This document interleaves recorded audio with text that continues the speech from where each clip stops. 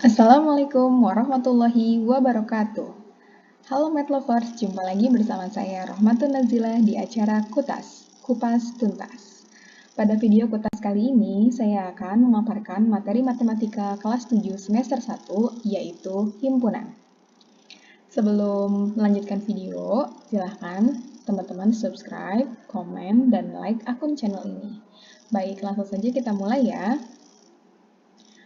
Untuk materi himpunan, saya sudah menyiapkan peta konsep yang akan dibahas, yaitu mulai dari pengertian, menyatakan himpunan, jenis-jenis himpunan, diagram Venn, hubungan antar himpunan, operasi himpunan, dan yang terakhir sifat-sifatnya. Kita mulai dari pengertian. Pengertian himpunan. Apa itu himpunan? Nah, di sini ada bilangan 2, 3, 5, 7, 11. Nah, bilangan-bilangan 2, 3, 5, 7, 11 ini adalah suatu kumpulan bilangan prima. Kemudian contoh berikutnya ada motor, pesawat, ada bis, ada kapal laut, dan yang terakhir taksi. Ternyata ini ada kumpulan kendaraan. Jadi, himpunan adalah kumpulan objek yang anggotanya terdefinisi dengan jelas.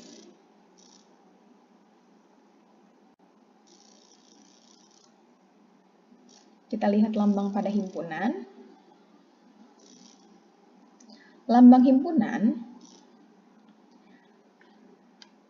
A adalah kumpulan nama-nama hari dalam satu minggu. Nah, A ini adalah suatu huruf pada alfabet yang menyatakan A ini adalah kumpulan nama-nama hari dalam satu minggu. A di sini bisa kita tentukan sesuai dengan keterangannya, di mana lambang pada himpunan A harus ditulis pada huruf kapital, kemudian dilanjutkan dengan tanda sama dengan, lalu kurung kurawal buka, lalu disebutkan nama kumpulan hari dalam satu minggu, mulai dari Senin, Selasa, Rabu, Kamis, Jumat, Sabtu, Minggu, dan diakhiri dengan kurung kurawal tutup. Banyaknya anggota himpunan pada himpunan A atau notasinya NA itu sama dengan 7. Anggota suatu himpunan. Di sini ada himpunan A, anggotanya 3, 4, 5, 6, 7. Maka 6 merupakan elemen A. Ini adalah lambang E, ini dibacanya elemen A. Atau dibacanya 6 anggota himpunan A, karena 6 termasuk pada anggota himpunan A. Kemudian 7 juga merupakan elemen A. Dibacanya 7 anggota himpunan A. 8 jika dilihat dari anggota himpunan bukan anggota A. Dibacanya 6 bukan anggota himpunan A. Jadi perhatikan ya, untuk menyatakan notasi anggota dan bukan anggota seperti ini. Yang anggota elemennya tidak dicoret, untuk yang bukan anggota elemennya dicoret. Baik, untuk pengertian himpunan, tadi sudah dijelaskan bahwa kumpulan dari beberapa objek, dari suatu objek yang anggotanya terdefinisi dengan jelas. Tadi ada dua contoh, ada contoh kumpulan bilangan prima, dan satu lagi kumpulan kendaraan. Kemudian, tadi lambang himpunan dinotasikan dengan huruf kapital, sama dengan kurung kurawal buka, anggota himpunannya, kemudian kurung kurawal tutup. Notasi anggota himpunan dengan E atau elemen, bukan anggota elemen coret. Baik, itu pengertian himpunan. Kita masuk ke peta konsep yang kedua, yaitu bagaimana cara menyatakan himpunan.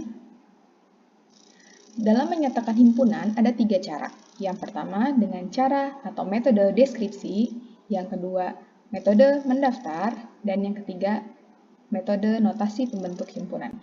Kita lihat satu-satu. Untuk metode yang pertama, yaitu metode deskripsi. Artinya, kita menyatakan suatu himpunan dengan kata-kata atau dengan deskripsinya, dengan penjelasannya. Contoh di sini ada himpunan X. Himpunan X adalah himpunan bilangan asli antara 1 dan 10. Itu kata-katanya ya. Sedangkan Y adalah himpunan bilangan bulat kurang dari 3. Jadi dengan kata-kata ya, kalau metode deskripsi. Kemudian, metode yang kedua, dengan soal yang sama, itu dengan cara mendaftar anggota, atau istilah lainnya yaitu metode roster. Sesuai dengan soal yang sebelumnya, dengan kata-kata, X adalah himpunan bilangan asli antara 1 dan 10. Berarti, X di sini kita sebutkan anggotanya. X kapital sama dengan kurung kurawal buka, 1, 2, 3, 4, 5, 6, 7, 8, 9, 10. Kurung kurawal tutup. Sedangkan Y adalah kumpulan bilangan bulat atau himpunan bilangan bulat kurang dari 3. Berarti anggotanya 0, 1, 2. Yang ketiga, metode notasi pembentuk himpunan atau istilah lainnya rule. Oke, soalnya masih sama dengan yang metode deskripsi. Jadi di sini X, Y mewakili nama himpunan dengan huruf kapital, tanda sama dengan kurung kurawal buka, kemudian X di sini adalah himpunan bilangan asli.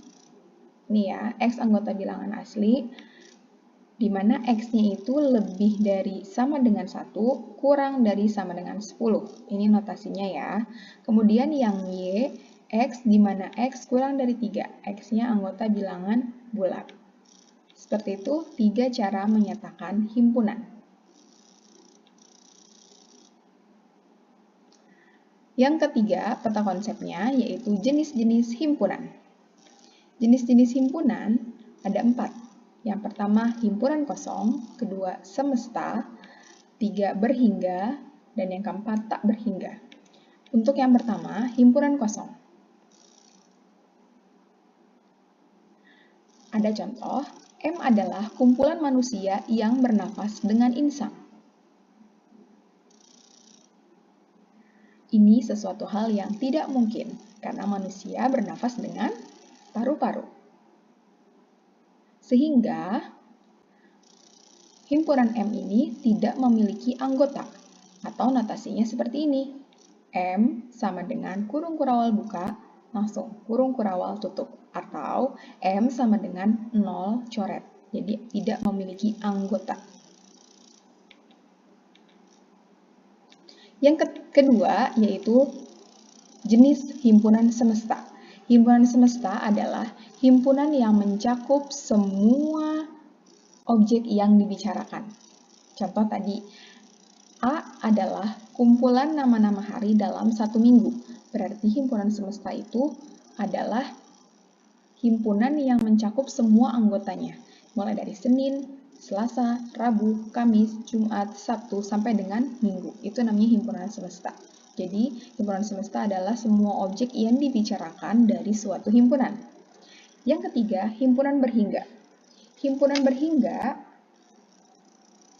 adalah himpunan yang banyak anggotanya dapat dinyatakan dengan suatu bilangan cacah, atau bisa dihitung jumlahnya.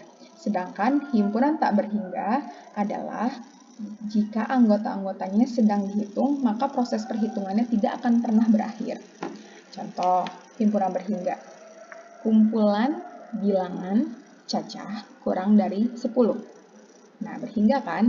Karena bilangan cacah kurang dari 10 itu dari 0, 1, 2, 3, 4, 5, 6, 7, 8, 9. Sedangkan kalau yang tak berhingga, contohnya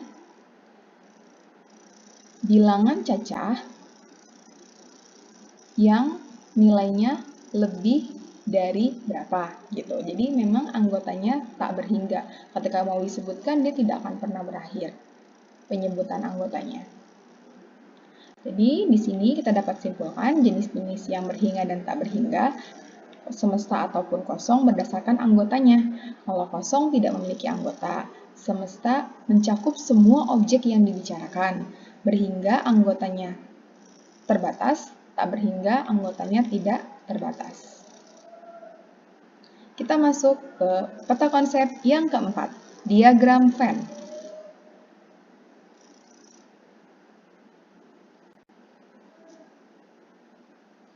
Syarat-syarat diagram Venn. Dia harus digambarkan dengan sebuah persegi panjang, kemudian dinotasikan dengan huruf S, menyatakan himpunan semestanya, kemudian ada kurva berbentuk oval, itu mewakili himpunannya. Misalnya di sini himpunan A. Seperti itu untuk menggambar diagram Venn ya. Nah, nanti anggota-anggotanya disebutkan di dalam kurva ini. Misalnya anggota himpunan A 3.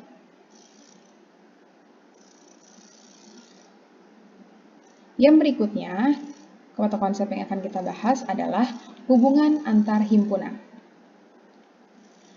Hubungan antar himpunan ada 5. Yang pertama, saling asing, kedua, ekuivalen, ketiga, sama, keempat, berpotongan, dan yang kelima, bagian. Kita lihat yang saling asing. Hubungan antara himpunan, yang pertama, saling asing atau saling lepas. Kalau berdasarkan diagram Venn seperti ini.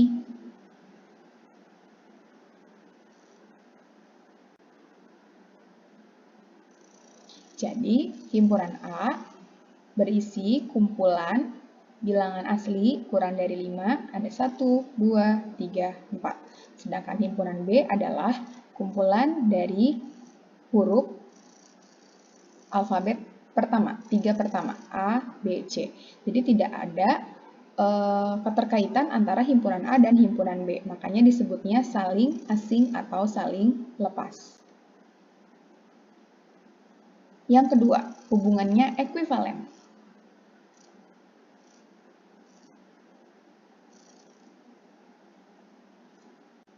Nah, untuk ekuivalen, dua himpunan dikatakan ekuivalen jika banyak anggota himpunan tersebut sama.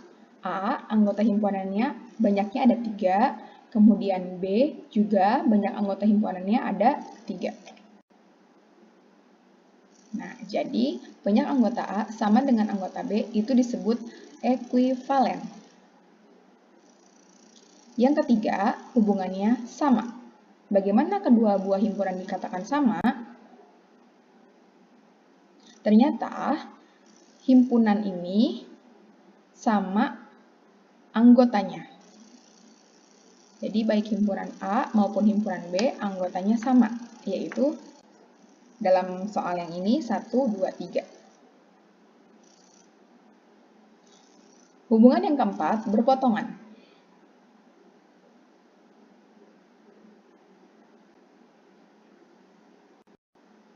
Nah, untuk hubungan yang keempat, berpotongan, artinya ada satu atau beberapa anggota yang letaknya atau yang anggotanya sama.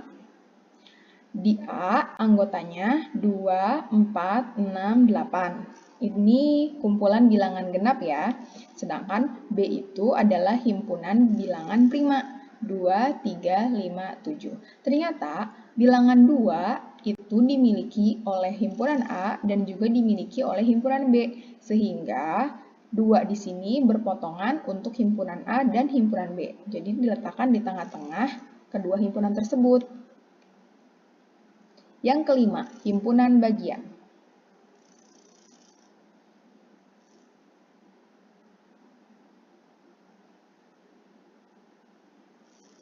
Untuk himpunan bagian,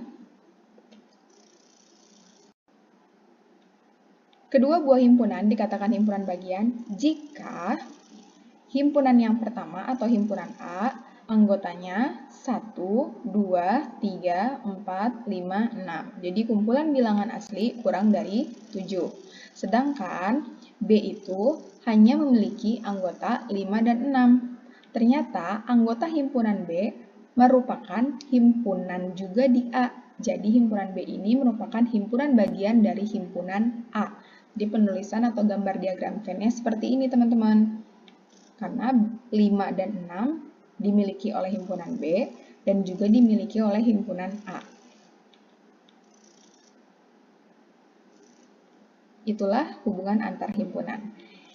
Baik, peta konsep yang keenam yaitu operasi pada himpunan. Operasi pada himpunan ada 4. Ada irisan, gabungan, komplement, dan selisih. Operasi pada himpunan yang pertama, irisan atau interseksi. Kalau digambarkan dengan diagram Venn seperti ini. Jadi, sama seperti hubungan pada himpunan berpotongan ya. Jadi, ada satu bilangan yang merupakan irisan dari himpunan A dan B. Jadi ada irisan di sini, ada anggota yang sama di kedua buah himpunan. Nah, jadi kalau misalnya ada irisan, tengah-tengahnya itu diarsir. Nah, ini notasinya A irisan B. A irisan B itu bilangan 2. Kemudian, yang kedua, operasinya yaitu gabungan atau disebutnya union. Nah, untuk diagram Venn-nya seperti ini. Sama seperti irisan, tetapi yang diarsir itu seluruh bagian pada himpunan. Yang ketiga, operasi komplement.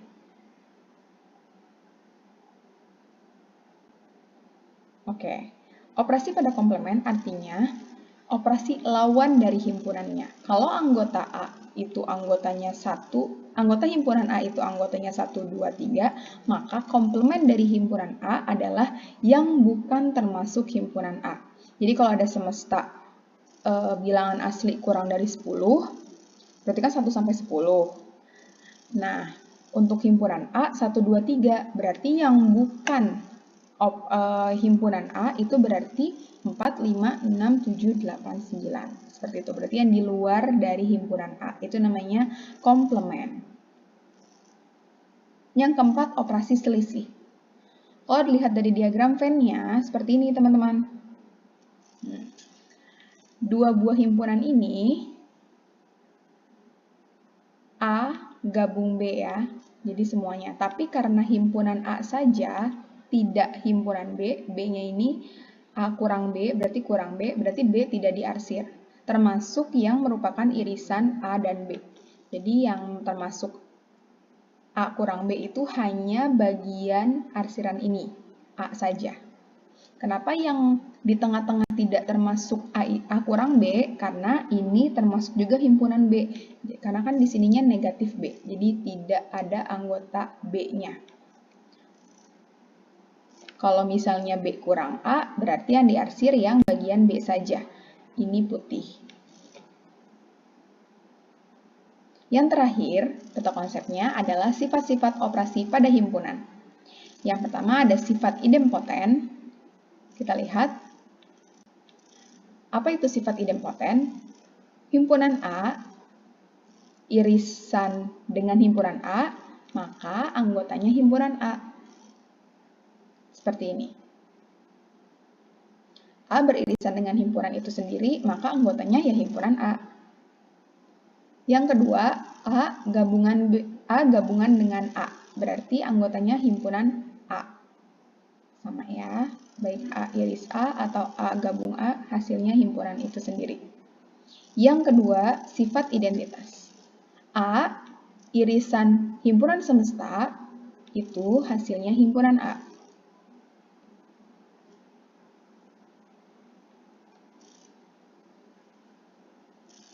Yang B, himpunan A